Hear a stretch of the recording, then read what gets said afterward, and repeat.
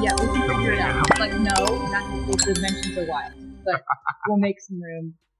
I think we'll have to leave some equipment trunks behind to accommodate the size. But absolutely, we'd be happy to have you. We got to travel the world and have vacations and adventures when I wasn't on stage, which was really fun because like Europe was so fun. Australia is amazing. Yeah.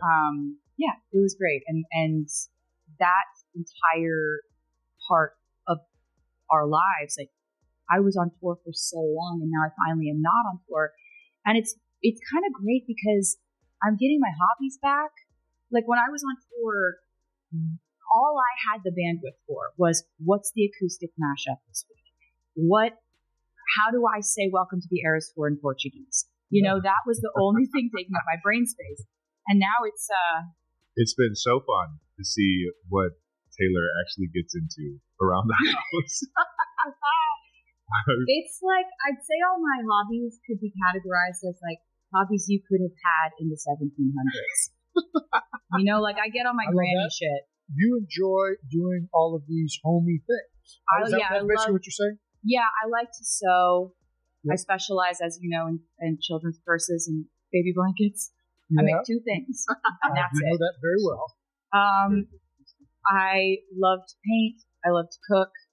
I have a different baking obsession every 6 months. I'm the luckiest man in the world. Right now, we're very deep in a sourdough obsession that has taken over my life. I am aware, and I'm very deep in it now. You got me deep in this. I'm lucky. I'm working as much as I am. I'm running as much as I am because I'm getting the caloric intake. Yeah, he asked me to send him 2 loaves of sourdough at training camp. I'm like wrapping sourdough loaves in like saran wrap, whatever, like cling film. The sourdough's taken over my life in a huge way. I'm really talking about bread 60% of the time now. It's become a huge factor. And she's getting good with making all these different versions of it. Oh yeah. My favorite one is probably, the regular sourdough is one of my favorites with blueberry. Yeah, we do. There's a blueberry lemon. There's cinnamon swirl, cinnamon raisin, and this one I've been workshopping for the girls because they love everything rainbow. Funfetti sourdough.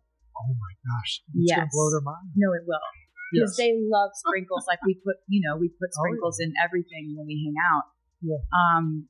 It's really, She's a loafer for life now. Yeah, and it's gotten pretty crazy over here. I'm just like always like baking bread and texting my friends and being like, "Can I send you some bread? I need some feedback. Do you like this one better than you liked the other one? I did the rise a little differently. I'm on like sourdough blogs. There's a whole community of us, and I didn't know it. Oh my gosh! This is the amount of people hoping that you're on their blog. Oh, I'm on your blog, girl. I'm on your blog. But it's like I just didn't know this. There's people like me out there, and this is where the internet is good. This is where the internet is a good place where you can curate a reality where, like, all I really use the internet for is sourdough, and then Travis shows me videos of otters on his Instagram algorithm. I want a wild otter so bad.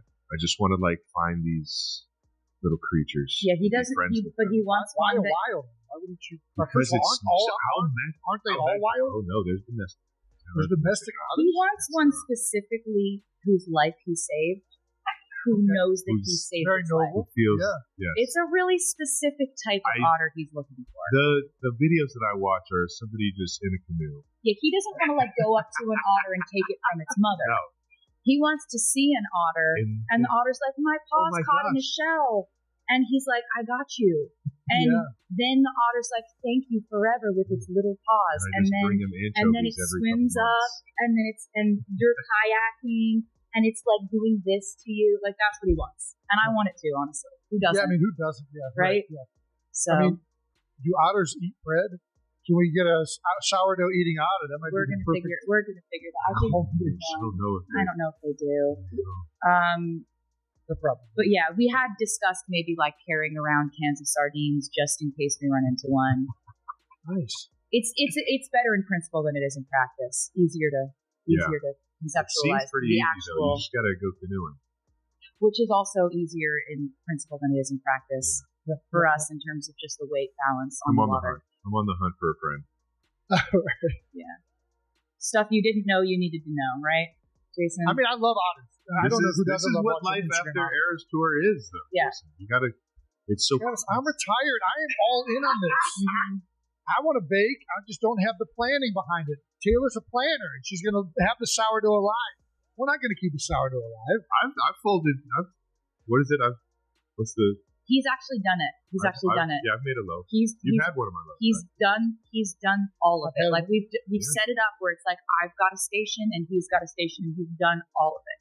Okay. So he's actually baked too. I've stretched and folded before. Yeah. But there's just like something I've always weighed, slightly wrong. weighed all the. No, his rose higher than mine. His was more delicious than mine. It's like it's also no directions over here. distance. I get into the whole, chance, Jason. You've had it. You said you loved it. I'm not saying it's not good, but it's nowhere as good as Taylor's. That's not true.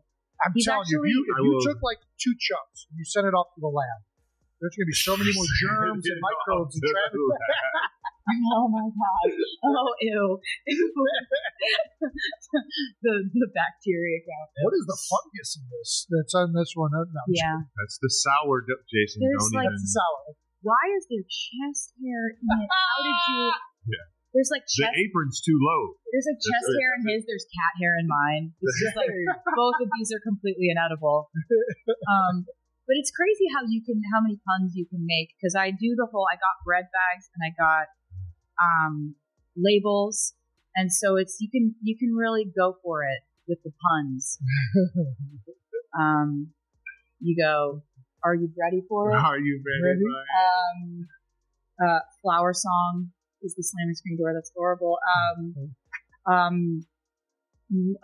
It's a loaf story. Baby, just say yeast.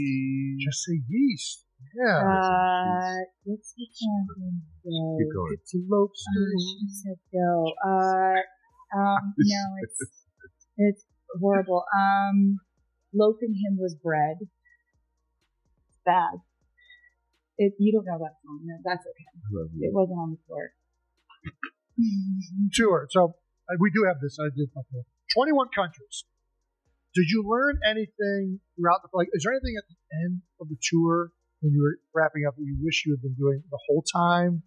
Is there anything you would do differently now that the entire tour is wrapped up? No, I'm really glad that I didn't know it would have gone on as long as it did. Mm-hmm. I'm glad that I got to actually be prepared for this tour the way that I was, because, in previous tours, I had noticed that I would get on the tour and I'd have to get my stamina up throughout the tour. And by the last quarter of the tour, I'd finally hit my stride stamina wise. And I'd be like, oh, I can do this easily every night. Yeah. I wanted to be at that point at the beginning of the Eras tour.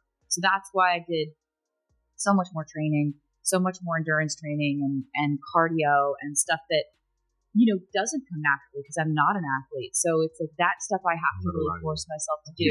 Don't you say that. I mean, don't you dare say that. It's how I feel. And I don't even, it's not like I say that in a disparaging way. I don't care at all. But why do we take it that way? It's not like, I'm like, I'm not an athlete and that's fine. Like I play instruments. I take it that way because we're undefeated on the beer pong table. I've seen you throw football. No, that's not good, and you know that's not good. It does. No, it does. You can spiral. Yes. You got it. You got to be real. Better than me. Because it's not. There's no spiral. I don't think I've ever caught anything that's ever been thrown to me, near me, around me. In being an athlete. That's true.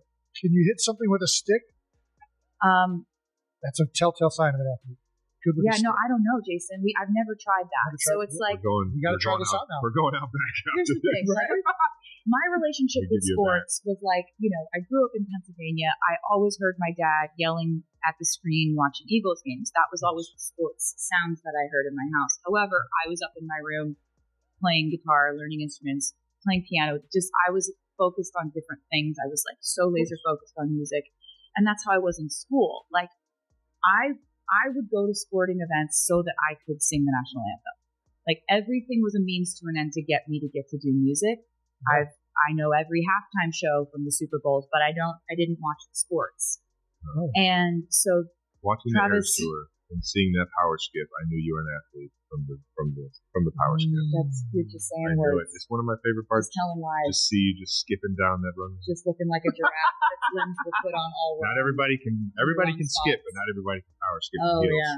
That takes effort. Thank you. I appreciate that. Same. What are you talking about? So yeah, I definitely became obsessed with sports when it came to him. I'm competitive on his behalf, but like if you and me are gonna go against each other in something athletic, like I'm gonna let you win because this to me, like I don't see what are the points even mean. Taylor Swift recently spoke excitedly about her close bond with Kylie Kelce during a surprise guest appearance on the New Heights podcast hosted by the Kelce brothers, leaving fans amazed. Alongside discussions about music, football, and fun memories with Travis, the 12-time Grammy winner opened up about her growing friendship with Jason Kelce's wife, Kylie. With a bright smile, Taylor shared, "I feel so lucky to have met Kylie. It's hard to describe, but from our very first conversation, I knew we would get along. Kylie has such a warm, genuine, and approachable energy. She's like the sister I've always wanted." She went on to talk about how they've bonded over simple, everyday moments, spending hours chatting about everything from raising children and pets to sharing kitchen tips. Taylor even joked that Kylie has become her secret coach in the kitchen, saying, "I'm not very good at cooking, but Kylie has given me some really cute recipes. It's been great learning from her." Sitting beside her, Jason Kelce laughed and added, "She's a much better cook than me, so prepare yourself, Travis," which made the whole studio burst into laughter.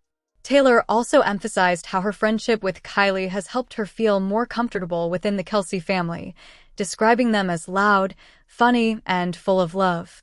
"Kylie is the one who makes me feel like I belong. At family gatherings, she always pulls me in, introduces me to people, and makes sure I don't feel left out. That really means a lot to me," she said. She even recalled a sweet moment when they took the kids to a park in Kansas City, praising Kylie as an amazing mother whose patience and unconditional love are truly inspiring. As Taylor shared these heartfelt thoughts, Jason couldn't hide his emotions and responded warmly, saying, "Hearing that really makes me happy. Kylie is the heart of my family, and knowing that you two are so close is amazing."